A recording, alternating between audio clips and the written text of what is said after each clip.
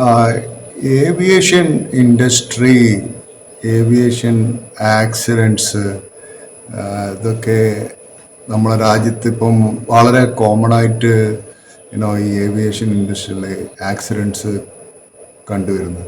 നമ്മളിപ്പോൾ കുറച്ച് ദിവസങ്ങളായിട്ട് കാണുന്ന ഒരു ആക്സിഡൻ്റ് ആയിരുന്നു. ഡൽഹി എയർപോർട്ടിൽ വെച്ചിട്ട് ഒരു ബീം വീണിട്ട് ഒരാൾ മരിക്കുകയും കുറേ ആൾക്ക് ആക്സിഡൻ്റ് ആവുകയും ചെയ്തു. ഇതിന് മുന്നിൽ ഒരു ഗുജറാത്തിൽ ഒരു ഹാങ്ങിങ് ബ്രിഡ്ജ് പൊട്ടി വീണിട്ട് കുറേ ആൾ മരിച്ചു. അതിനുശേഷം ഗുജറാത്തിലെ വേറൊരു എയർപോർട്ടിൽ കനോപ്പി ആർക്കും അതിൻ്റെ അകത്ത് പരിക്കേറ്റിട്ടില്ല. മധ്യപ്രദേശിൽ ഇതുപോലൊരു ആക്സിഡൻറ്റ്, ഇത് കനോപ്പി ആക്സിഡൻ്റ് ഉണ്ടായി. ഒരു മാസം മുമ്പ് നമുക്ക് അറിയാം, ഒരു ട്രെയിൻ ആക്സിഡൻ്റ് ആയിട്ട് കുറേ 10-40 ആൾക്കാർ മരിച്ചത്. അതിന് കുറച്ച് മാസം മുമ്പാണ് ജാർഖണ്ഡിലൊരു കേവിൽ ഒരു 10 നമ്മൾ ടണലിൽ ഉണ്ടാക്കുന്ന സമയത്ത് അതിൻ്റെ അകത്ത് കുറച്ച് ആൾക്കാർ ട്രാപ്പായി പോയത്. അതൊരു ഓസ്ട്രേലിയൻ എഞ്ചിനീയറാണ് റെസ്ക്യൂ ചെയ്തത്. സോ ഇത് നമ്മുടെ രാജ്യത്ത് ഈ വളരെ കോമൺ ആയിട്ട് ഇപ്പോൾ ഇങ്ങനെയുള്ള പുതിയ ഇൻഫ്രാസ്ട്രക്ചർ ഡെവലപ്മെൻറ്റ് നടക്കുന്ന സമയത്ത് ഇതുപോലുള്ള ആക്സിഡൻറ്റ്സ് വളരെ കൂടുതലായി സംഭവിക്കുന്നത്, വളരെ ആൾക്കാർ മരിക്കുന്നത്. ഇതൊക്കെ ഇൻ്റർനാഷണൽ മീഡിയയിലെല്ലാം ഒരു വലിയൊരു ന്യൂസായിട്ട് ഇപ്പോൾ വന്നിട്ടുണ്ട്. പക്ഷേ ഇന്ത്യൻ മീഡിയയിൽ അങ്ങനെ ഇതൊന്നും കാണിച്ചു കണ്ടില്ല. പക്ഷേ ഇൻ്റർനാഷണൽ മീഡിയയിൽ it's a shame to Indian engineering. അവർ പറയുന്നത് ഇന്ത്യൻ എഞ്ചിനീയറിംഗ് ഇത്ര കോമ്പറ്റൻ്റ് ആണോ, ഇന്ത്യയിൽ സേഫ്റ്റി സ്റ്റാൻഡേർഡ്സ് എത്രയേ ഉള്ളൂ, ഇന്ത്യയിൽ ഈ സ്റ്റാൻഡേർഡ്സ് ബ്രിട്ടീഷ് സ്റ്റാൻഡേർഡ്സ് ഫോളോ ചെയ്യുന്നുണ്ടോ, ഇതൊക്കെയാണ് അവർ ചോദിക്കുന്നത്. അപ്പോൾ നിങ്ങൾക്കറിയാമല്ലോ, ഈ ഈ സ്ട്രക്ചേഴ്സിൽ ഉണ്ടാക്കുന്ന ബേസിക്കലി ഈ സ്റ്റീല് കൊണ്ടാണ്. ഈ സ്റ്റീൽ നമ്മളെ ബീംസ് എല്ലാം ഉണ്ടാക്കുന്ന എയർപോർട്ടിൽ തന്നെ ഞങ്ങൾക്കറിയാം, ഇപ്പം അറൈവലും ഡിപ്പാർട്ടും വരുന്നത് 2 ഫ്ലോറിലാണ്. അപ്പോൾ ഇത് എത്ര സ്ട്രെങ്ത് ഉള്ള സ്റ്റീലായിരിക്കണം. അത് ആ മുകളിലുള്ള ഡിപ്പാർട്ടും പൊട്ടി താഴത്ത് വേണ്ടി എത്ര ആൾക്കാർ വെറുതെ എയർപോർട്ടിൽ. പണ്ട് കാലത്ത് ആൾക്കാർക്ക് ഫ്ലൈറ്റിൽ കയറാനും പേടി, ഇപ്പോൾ എയർപോർട്ടിൽ പോകാൻ തന്നെ പേടിയായിരിക്കും. കാരണം ഇത് എന്താ പൊട്ടി പോകാൻ, നാളെ ഏത് ബീമോ കാനോപ്പിയോ പറന്ന് പോകുമെന്നറിയില്ല, ഞങ്ങളുടെ തലയിൽ പോകാമെന്നറിയില്ല. സോ ഇതൊക്കെ നമ്മുടെ രാജ്യത്തുള്ള ഈ ലാക്ക് ഓഫ് സ്റ്റാൻഡേർഡ്സ് ഫോളോ ചെയ്യുന്നത് engineering industries, they don't follow any standards. അതാണ്.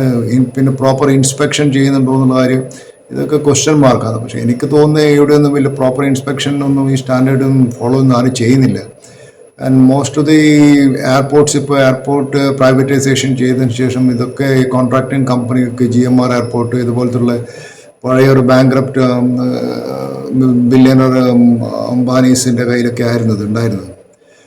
പക്ഷേ എനിക്കിത് പറയാനുള്ളത്, ഈ ഡൽഹി എയർപോർട്ടിൽ എനിക്ക് തോന്നുവെച്ചാൽ നമ്മൾ ഉപയോഗിക്കുന്ന സ്റ്റീലിന് ലോഡ് ക്യാരിങ് കപ്പാസിറ്റി ഉണ്ട്. സ്റ്റീലിൻ്റെ മെറ്റീരിയൽ സ്ട്രെങ്ത്ത്, ഒരു സ്റ്റീൽ വാങ്ങുമ്പോൾ അതിൻ്റെ മെറ്റീരിയൽ സ്ട്രെങ്ത് എന്താണ്, ടെൻസൈൽ ടെസ്റ്റ് എന്താണ്, അതുപോലെ സ്റ്റീലിൻ്റെ stress is directly proportional to strain ആണ്. അപ്പോൾ ഈ ടെൻസൈൽ സ്ട്രെങ്ത് ഒക്കെ എന്ന് വെച്ചാൽ അത് ഒരു ഈ സ്റ്റീലിനെ പുള്ള് ചെയ്ത് കഴിഞ്ഞാൽ, ഒരു ടെസ്റ്റിംഗ് മെഷീനിൽ പുള്ള് ചെയ്ത് കഴിഞ്ഞാൽ അത് ഫ്രാക്ചർ ആവും, അത് പൊട്ടിപ്പോകും. അപ്പോൾ അതാണ് അതിൻ്റെ ആ ഒരു സ്ട്രെങ്ത് എന്ന് പറയുന്നത്.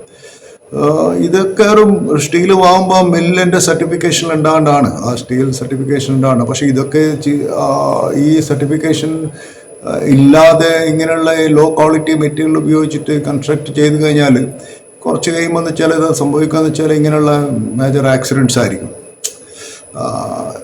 അപ്പോൾ അതിൻ്റെ ഒരു ലോ ക്വാളിറ്റി ഗ്രേഡുള്ള മെറ്റീരിയൽസാണ് അവർ യൂസ് ചെയ്യുന്നത്. അത് മിനിമം സ്റ്റാൻഡേർഡ്സ്, മിനിമം ഗ്രേഡ്സ് ഉണ്ടോ, ഇത് നമുക്കറിയില്ല. ഇതൊക്കെ ടെസ്റ്റിംഗ് കമ്പനീസിൻ്റെ ജോലിയാണ്, നമുക്കറിയില്ല. അങ്ങനെയാണെങ്കിൽ ഇത് പൊട്ടി പോകാൻ പാടില്ലല്ലോ. ഇപ്പോൾ ഈ ഗുജറാത്തിലെ ബ്രിഡ്ജൊന്നും പൊട്ടി വേണ്ടി ഇത്ര ആൾക്കാർ മരിക്കാൻ പാടില്ലല്ലോ. ഈ ഹൈ സ്ട്രെങ്ത് മെറ്റീരിയൽ എന്ന് വെച്ചാൽ റിക്വയർസ് ഹയർ ലോഡ്സ്, ലാബറട്ടറി ടെസ്റ്റിൽ അത്രയും ലോഡ് വേണം. ഇപ്പം നമ്മളെ ഇവിടെ സംഭവിച്ചതെന്ന് വെച്ചാൽ എനിക്ക് തോന്നുന്നു ഡൽഹിയിൽ ഈ കാറ്റ് മഴ ഉണ്ടാകുന്ന സമയത്ത് പിന്നെ അതിൻ്റെ ഈ കനോപ്പീസ് വെക്കുന്ന സമയത്തോ അല്ലെങ്കിൽ ബീംസ് വെക്കുന്ന സമയത്തോ 80 mph വിൻഡ് ഉണ്ടെങ്കിൽ അത് ആദ്യം സ്റ്റഡി നടത്തണം. ഈ എയർപോർട്ടിലെ സ്ഥലത്ത് ഈ വിൻഡിൻ്റെ സ്പീഡ് എത്രയായിരിക്കും, 80 mph മുകളിലാണെങ്കിൽ ഈ അന്നേരത്തുള്ള ലോഡ് എങ്ങനെയാ വെച്ചാൽ വിൻഡിൻ്റെ ലോഡ് അതൊരു സ്റ്റാറ്റിക് ലോഡായിട്ടില്ലേ വരും, ഡൈനാമിക് ലോഡായിട്ട് വരും. So it will be more ആയിരിക്കും അതിൻ്റെ സ്ട്രെങ്ത്. സാധാരണ സിവിൽ എഞ്ചിനീയറിംഗ് സ്റ്റാറ്റിക് ലോഡാണ് എടുക്കുന്നത്. പക്ഷേ ഈ വിൻഡിൻ്റെ ലോഡ് എന്ന് വെച്ചാൽ ഒരു ഡൈനാമിക് ലോഡാണ്. അത് 80 mph മോഡിൽ വിൻഡ് വരുന്ന സമയത്ത് അതൊരു ഡൈനാമിക് ലോഡായിട്ട് വന്നിട്ടാണ് പൊട്ടിയാന്ന് എനിക്ക് തോന്നുന്നത്. അപ്പോൾ ഈ അതിൻ്റെ ഈ വിൻഡിൻ്റെ ഫ്രീക്വൻസി എത്രയാണെന്ന് ആൾക്കാർ അറിയണം.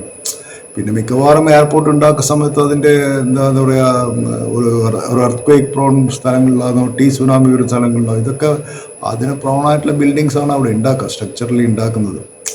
അപ്പോൾ അതാണ് അതിൻ്റെ ഒരു ഒരു ഒരു റിസ്ക് ഫാക്ടർ അതിൻ്റെ.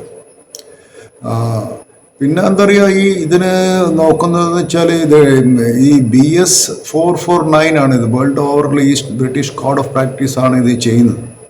ഈ structural steel works, suspension bridges, ഇതെല്ലാം അതിൻ്റെ സ്റ്റാൻഡേർഡ് വരുന്നത് BS449 എന്നാണ് ഞാൻ വായിച്ചത്. അപ്പോൾ അതാണ് എനിക്ക് ഇതിനെക്കുറിച്ച് പറയാനുള്ളത്. പിന്നെ എയർപോർട്ട് എന്ന് വെച്ചാൽ പോകുന്ന പാസഞ്ചേഴ്സിന് ഇവർ യാതൊരു തരത്തിലുള്ള റെസ്പെക്റ്റോ ഒരു സേഫ്റ്റി ഒന്നും കൊടുക്കുന്നില്ല. കാരണം നമ്മുടെ ഇന്ത്യയിലെ എയർപോർട്ടിൽ എത്തിക്കഴിഞ്ഞാൽ പാസഞ്ചേഴ്സ് ദുരിതം അനുഭവിക്കും ശരിക്കും. കാരണം ഇവർ ഇത്ര പൈസ വാങ്ങുന്നത്, ലാൻഡിങ് ഫീ, ടെർമിനൽ റെൻ്റൽ, കാർ റെൻ്റൽ, അവിടെയുള്ള എല്ലാത്തിനും ഇവർ ചാർജ് ചെയ്യുന്നുണ്ട് പാസഞ്ചേഴ്സിൻ്റെ ഇടയ്ക്ക്. പിന്നെ പാസഞ്ചർക്ക് ഈ ഒരു സേഫ്റ്റിയും കൂടി കൊടുക്കാൻ എയർപോർട്ട് അതോറിറ്റിക്ക് റെസ്പോൺസിബിൾ അല്ലേ അവർ. ഇതൊരു വലിയ ഷെയിമാണ്. കാരണം ഇന്ത്യയെ സംബന്ധിച്ചോളം ഇത് ഇന്ത്യൻ്റെ മോദി ഗവൺമെൻറ്റിൻ്റെ ഇൻഫ്രാസ്ട്രക്ചർ ബൂം എന്നെല്ലാം പറഞ്ഞിട്ട് ഇതൊക്കെ കുറേയൊക്കെ എയർപോർട്ട് റിനോവേഷനൊക്കെ ചെയ്യുന്നുണ്ട്. പക്ഷേ at the same time we don't have quality of service. അതാണ് ഇപ്പോൾ ഒരു എയർപോർട്ട് എന്ന് വെച്ചാൽ ഒരു രാജ്യത്തിൻ്റെ ഒരു ഒരു ടൂറിസത്തിന്, എയർപോർട്ട് എയർക്രാഫ്റ്റ് മാനുഫാക്ചറിങ്ങും സ്പെയർ പാർട്സും കാർഗോവും ഹ്യൂജ് ബിസിനസ്സാണ് ഒരു എയർപോർട്ട്. ഇപ്പം ദുബായിൽ കാണുന്ന ഒരു ഡ്യൂട്ടി ഫ്രീ, അതൊരു വേറെ ടൈപ്പ് ഓഫ് ബിസിനസ്. അതിപ്പോൾ ഇന്ത്യയിലും സ്റ്റാർട്ടായി തുടങ്ങിയിട്ടുണ്ട്.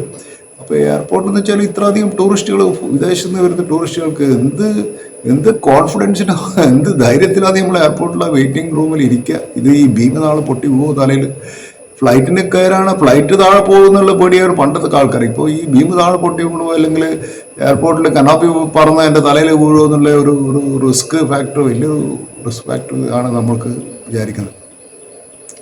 പിന്നെ അതുപോലെ നിങ്ങൾക്കറിയാലോ, ഈ നമ്മളൊരു ടണൽ ഉണ്ടാക്കിയത് ജാർഖണ്ഡിലാറ്റും കുറച്ച് മാസം മുമ്പ്. ആ ടണലിന് പിന്നെ ഇത് ഞാൻ വായിച്ചത് പറയാന്ന് വെച്ചാൽ ഒരു IIT എഞ്ചിനീയറാണ് ഇതിനെക്കുറിച്ച് എഴുതിയത്. ഒരു മുംബൈ IITയിലെ എഞ്ചിനീയർ. അയാൾ coordinator of the south Asia network of dams, reverse and people. അയാൾ പറഞ്ഞത് വെച്ചാൽ ഇതിന് ഒരു എമർജൻസി എസ്കേപ്പ് റൂട്ട് പോലും ഈ ടണലിലില്ലായിരുന്നു അയാൾ പറഞ്ഞത്. ശരിക്ക് 1.5 കിലോമീറ്റർ ദൂരമുള്ള ടണലിലാണെങ്കിൽ അതിന് മാൻഡറ്ററി ആയിട്ടൊരു എമർജൻസി എസ്കേപ്പ് റൂട്ട് വേണം പോലും. ഈ ടണലിൽ അതുപോലും ഇല്ല. പിന്നെ അതുമല്ല, ഈ ടണൽ ഉണ്ടാക്കിയിരിക്കുന്നതെല്ലാം എന്താ പറയുക, ഈ ഹിമാലയൻ ഏരിയയിലാണ്. നമ്മളെ ഹിമാലയൻ ഏരിയ എന്ന് വെച്ചാൽ ഹൈലി എൻവയോൺമെൻ്റലി ഫ്രജൈലായിട്ടുള്ള ഏരിയ. ഹിമാലയ മൗണ്ടൻ എന്ന് വെച്ചാൽ തന്നെ ലോകത്തിലെ ഏറ്റവും യങ്ങസ്റ്റ് ആയിട്ടുള്ളൊരു മൗണ്ടൻ റേഞ്ചാണ്. ഈ ഹിമാലയ മൗണ്ടൻ ഫോം ചെയ്തങ്ങനെ result of collision between Indian plate and Eurasian plate. ഒരു 500 മില്യൺ കൊല്ലം മുമ്പ് ഈ ഒരു കൊല്യൂഷൻ ഉണ്ടായതിനു ശേഷം ഹിമാലയ മൗണ്ടൻ ഉണ്ടായത്. സോ ഈ ടണലും റോഡ് കൺസ്ട്രക്ഷനും ഒക്കെ ഹിമാലയ മൗണ്ടൻ ഏരിയയിൽ ഇത് എൻവിറോൺമെന്റലിസ്റ്റുകളെ എതിർത്തൊരു സംഭവമാണ്. ഈ ഹിമാലയത്തിന് മുകളിൽ ഡ്രില്ല് ചെയ്യുക, കൺസ്ട്രക്ഷൻ ആക്ടിവിറ്റി അതിൻ്റെ ഇടയിൽ, പിന്നെ ഈ ലാൻഡ് സ്ലൈഡിങ് ആടെ ഉണ്ടാവും. ഹെവി എൻവിറോൺമെന്റൽ ഡാമേജിന് ആടെ ജനങ്ങൾ ഇത് പേ ചെയ്യും കുറച്ച് കഴിഞ്ഞാൽ. അതാണ് അതിൻ്റെ പ്രയാസം. ഇതിപ്പോൾ ഇവർ പറയുന്നത് മിലിറ്ററിക്ക് വേണ്ടിയിട്ടാണ് ഈ റോഡ്, ടൂറിസത്തിന് വേണ്ടിയിട്ടാണ്, അല്ലെങ്കിൽ ഏതെങ്കിലും ടെമ്പിളിൽ പോകേണ്ടിയിട്ടാണ് റോഡ് ഉണ്ടാക്കിയതൊക്കെ പറയുന്നത്. പക്ഷേ ഈ ഹിമാലയ റീജിയൻ എന്ന് പറഞ്ഞാൽ ഹൈലി ഒരു സെസിമിക് ആക്ടിവിറ്റി ഉള്ള റീജിയനാണ് പോലും. അതാണ് ഈ ടണൽ കൊലാപ്സ് ചെയ്യുന്നത്. ഇടയ്ക്ക് കൊലാപ്സ് ചെയ്യും. കൺസ്ട്രക്ഷൻ ചെയ്യുന്ന സമയത്ത് കൊലാപ്സ് ചെയ്യാനുള്ള ചാൻസസ് വളരെ കൂടുതലാണെന്ന് പറയുന്നത്. ഒരു വലിയൊരു എൻവിറോൺമെന്റലിസ്റ്റ് പറഞ്ഞു വെച്ചാൽ വിമലേന്ദു ജാ എന്ന് പറഞ്ഞ എൻവിറോൺമെന്റലിസ്റ്റ്. അയാൾ വലിയൊരു എൻവിറോൺമെന്റ്, പക്ഷേ എനിക്ക് ഗൂഗിളിലൊക്കെ സെർച്ച് ചെയ്യാൻ അറിയാൻ പറ്റും. അയാൾ പറഞ്ഞതെന്ന് വെച്ചാൽ ഈ Char Dham road project is a disaster with non stop landslides, cutting down of thousands of trees, changing the course of perennial and seasonal rivers and streams, damaging the aquifers, a complete mindless design, made for fast and convenient mobility of tourist and armed forces. അതാണ് അയാൾ പറഞ്ഞിട്ടുള്ളത്. So അയാൾ പറഞ്ഞ indirectly we are digging our own grave യാർഡാണ് ചെയ്യുന്നത്. നമ്മൾക്ക് യൂറോപ്പിനെ പോലെ ഒരു സ്ട്രോങ് ആൻഡ് പവർഫുൾ രാജ്യമാണോ അല്ല പവർഫുൾ യൂറോപ്പിലുള്ള കൺട്രികളെ പോലെ ആണെന്നാണ് നമ്മളെ ഒരു ഒരു ഒരു ഒരു റേസ് ആണെങ്കിൽ we should be the most civilised cultured world. യൂറോപ്യൻസിനെ കുറിച്ച് ആദ്യം പറഞ്ഞത് അങ്ങനെയായിരുന്നു. അങ്ങനെയാണ് ഇന്ത്യൻ്റെ ഡ്രീം ആണെങ്കിൽ. പക്ഷേ ഇങ്ങനെയുള്ള എൻവറോൺമെൻ്റലി ഡിസ്ട്രക്റ്റീവ് ആയിട്ടുള്ള പ്രോജക്ട്സ് കഴിയുന്നതും ഗവൺമെൻറ് ഒഴിവാക്കുന്നതല്ല. പിന്നെ ഇവർ ഉപയോഗിക്കേണ്ട വലിയ നോൺ ഡിസ്ട്രക്റ്റീവ് ടെസ്റ്റിംഗ് ടെക്നോളജി, ഈ പല പുതിയ പുതിയ ടെക്നോളജി എയർലൈൻ ഇൻഡസ്ട്രിയിൽ വന്നിട്ടുണ്ടല്ലോ. ഇപ്പോൾ ഈ പല സെൻസർ വെച്ച് ഡിറ്റക്റ്റ് ചെയ്യുക, ഈ കാര്യങ്ങൾ ഇതിനെ മോണിറ്റർ ചെയ്യുന്ന ടണൽസിനെ ആയാലും ശരി, ഇതുപോലുള്ള മാസീവ് കൺസ്ട്രക്ഷനൊക്കെ എൻറ്റിറ്റി വളരെ ഒരു വലിയൊരു ഏരിയ ആണ്. അപ്പോൾ ഈ ഹിമാലയത്തിലൊക്കെ ഈ ഹിമാലയ ഏരിയയിലൊക്കെ ഡിഗ്ഗിങ് ഓഫ് ടണൽസിനോ ഈ digging of our own graveyard in ecologically sensitive സോണിൽ ചെയ്യുന്നത്. പിന്നെ ഇതിൻ്റെ എമർജൻസി എക്സിറ്റ് ഇല്ലാത്തതൊക്കെ വലിയൊരു ഒരു പ്രോബ്ലമായിട്ടാണ് അവർ പറയുന്നത്. പക്ഷേ എങ്ങനെയാലും നമ്മൾ എയർലൈൻ ഇൻഡസ്ട്രി ഒരു രാജ്യത്തിൻ്റെ വികസനത്തിന് ഇന്നിപ്പം ഇന്ത്യക്കാർ പണ്ട് ഇന്ത്യയിൽ എത്ര സീറ്റ് എയർലൈനിൽ എത്ര ടോട്ടൽ സീറ്റ് അവർ വെക്കുന്നുണ്ട്, ഒരു സീറ്റിൽ എത്ര പ്രോഫിറ്റ് ഉണ്ടാക്കുന്നുണ്ട്, ഒരു പാസഞ്ചറിന് വെച്ചാൽ ഒരു സീറ്റാണ് അവർ ഉദ്ദേശിക്കുന്നത്. ആ സീറ്റിന് എത്ര പ്രോഫിറ്റ് ഒരു എയർലൈൻ കമ്പനി ഉണ്ടാക്കാനാണ്. എന്ന് വെച്ചാൽ പണ്ട് കാലത്ത് എന്ന് വെച്ചാൽ ഈ ജെറ്റ് എയർക്രാഫ്റ്റ് 1950 വന്നത്. പിന്നെ അത് 1970 അങ്ങനെ ജംബോ ജെറ്റ്സ് വന്ന് കുറേ പാസഞ്ചേഴ്സിനെ കൊണ്ടുപോകാൻ പറ്റി.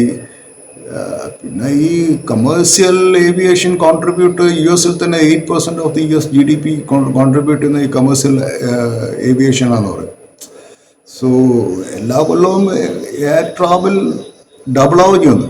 ആനുവൽ ഗ്രോത്ത് റേറ്റ് ഒരു കൺട്രിയുടെ GDP ഡബിളായിട്ടാണ് ഈ എയർലൈൻ ഗ്രോത്ത് വന്നു. അപ്പോൾ ഇങ്ങനെയുള്ളൊരു കൺസ്യൂമർ കോൺഫിഡൻസ് ബിൽഡപ്പ് ചെയ്യേണ്ടത് ഒരു ഇൻഡസ്ട്രീൻ്റെ ആവശ്യമാണ്. അപ്പോൾ ഇവരിപ്പം നോക്കുകയെന്ന് വെച്ചാൽ ഇവരെ ഫെയർസൊക്കെ പണ്ട് കാലത്ത് എന്താ പറയുക, ഇപ്പോൾ ഫെയർസൊക്കെ ഇപ്പോൾ ഇൻ്റർനെറ്റ് ബുക്കിംഗ് ഇതെല്ലാം പറഞ്ഞു. പക്ഷേ ഫെയറൊക്കെ വളരെ കൂടിയിട്ടാണ് തോന്നുന്നത് പലപ്പോഴും ഫെയർ ഇപ്പം. പക്ഷേ airline industry is also facing challenges you know. ഇപ്പോൾ internet, online travel, distribution channels. അതുകൊണ്ട് ഈ പ്രൈസ് ഡിക്ലൈൻ ചെയ്തു, ടിക്കറ്റിൻ്റെ പ്രൈസ് കൊണ്ട് ഡിക്ലൈൻ ചെയ്തു. പിന്നെ ഈ ലോ ബഡ്ജറ്റ് എയർലൈൻസ് വന്നതിന് ശേഷം ഇവർക്ക് കുറേ വലിയ വലിയ എയർലൈൻ കമ്പനിക്കൊക്കെ കോമ്പീറ്റ് ചെയ്യാൻ പറ്റാത്തൊരവസ്ഥ വന്നു. പൊതുവേ എയർലൈൻ സെക്യൂരിറ്റി ഗവൺമെൻറ് ഈ 9/11 വന്നതിന് ശേഷമാണ് ഈ എയർലൈനിലൊരു വലിയൊരു സെക്യൂരിറ്റി ചെക്കിങ് വന്നത്. അതിന് മുന്നിലൊക്കെ ഞാൻ ഫ്ലൈ ചെയ്യുന്ന സമയത്ത് ഇങ്ങനെ ഒരു സെക്യൂരിറ്റീൻ്റെ ത്രെട്ടേ ഇല്ലായിരുന്നു. എവിടെ ഫ്ലൈ ചെയ്താലും എനിക്ക് ഓർമ്മയുണ്ട് അന്നൊന്നും ഇങ്ങനെയുള്ള സെക്യൂരിറ്റി ചെക്കിങ് ഇല്ല. 9/11 കഴിഞ്ഞതിന് ശേഷം എന്ന് വെച്ചാൽ ഏത് എയർപോർട്ടിൽ പോകാമെങ്കിലും 2 മണിക്കൂർ മുന്നേ 4 മണിക്കൂർ മുന്നേ പോയി എയർപോർട്ടിലേക്ക് പല സ്ക്രീനറും എന്താ പറയുക, അവർ നിങ്ങളെ എക്സ്പ്ലോസീവ് ടെസ്റ്റ് ഉണ്ടോ, ചെക്ക് ബാഗേജ് ആയാലും ശരി എല്ലാം ഈ 9/11 ശേഷമാണ് എയർലൈൻ ഇൻഡസ്ട്രി കംപ്ലീറ്റ് മാറിയത്. സോ അത് ഇൻഫ്രാസ്ട്രക്ചർ കപ്പാസിറ്റി നമ്മൾ ഇൻക്രീസ് ചെയ്യണം. പക്ഷേ അതേസമയത്ത് നമ്മൾ ഈ സേഫ്റ്റി സ്റ്റാൻഡേർഡ്സ് ഫോളോ ചെയ്യണമെന്ന് എനിക്ക് പറയാനുള്ളത്. കാരണം ഇല്ലെങ്കിൽ ഇന്ത്യയിൽ ഇതുപോലുള്ള ആക്സിഡൻറ്റ് കൂടി വരും. അത് വലിയൊരു ഇന്ത്യൻ്റെ ഇമേജിനെ തന്നെ വേൾഡ് വൈഡ് ആയിട്ട് ഒരു നശിപ്പിക്കുന്നതാണ്. കാരണം ഇപ്പോൾ തന്നെ ഞാനിത് ഇന്നലെ പല അറബ് മീഡിയാസൊക്കെ വളരെ മോശമായിട്ടാണ് പിന്നെ ഇന്ത്യനെ കുറിച്ച് എഴുതിയത്. പക്ഷേ അന്നേരത്ത് ഞാനൊക്കെ പണ്ട് ഖത്തറിൽ ഫുട്ബോളുള്ള സമയത്ത് ഇവിടെ ഇൻഫ്രാസ്ട്രക്ചറിൽ കുറേ ആൾക്കാർ എത്ര ലേബേഴ്സ്, ഇന്ത്യൻ ലേബേഴ്സും മറ്റുള്ള ബംഗ്ലാദേശിൽ നിന്ന് ലേബേഴ്സിനൊക്കെ അവിടെ മരിക്കുകയും വളരെ ബാഡ്ലി ട്രീറ്റ് ചെയ്യുമ്പോൾ ഈ അൽ ജസീറയും അറബ് മീഡിയ ഒന്നും അതിനെക്കുറിച്ചൊന്നും എഴുതി കണ്ടിട്ടില്ല. എനിവേ അതൊക്കെ അതിനെക്കുറിച്ചൊക്കെ നിങ്ങൾക്കറിയായിരിക്കും. എനിവേ ഇന്ന് ഞായറാഴ്ചയാണ്, ഇന്ന് മാർക്കറ്റ് ഇല്ലാത്തതുകൊണ്ട് ഞാനൊരു ഡിഫറെൻറ്റ് സബ്ജക്റ്റിനെ കുറിച്ച് സംസാരിക്കുക. ഇനി എല്ലാ ഞായറാഴ്ചയും ഞാൻ ഇങ്ങനെ എന്തെങ്കിലും സംസാരിക്കും. So thank you very much for viewing my channel.